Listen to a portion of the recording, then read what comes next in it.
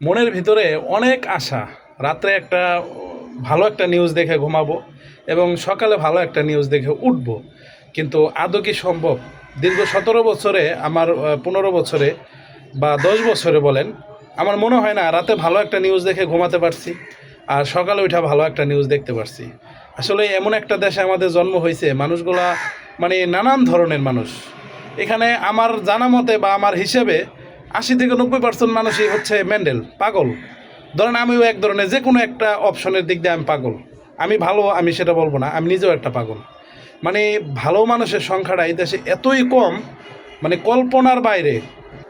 এই যে দেখুন, গত কয়েকদিন আগে আপন ভাইয়ের চোখ দুইটা কীভাবে উঠে ফেললো। কীভাবে একটু দেখেন, ভাবেন, আপন ভাই। আর যদি একটু পর হইতো তাহলে কি করতো? আমার মনে হয় তাকে সরাসরি মানে জবাই করে দিত।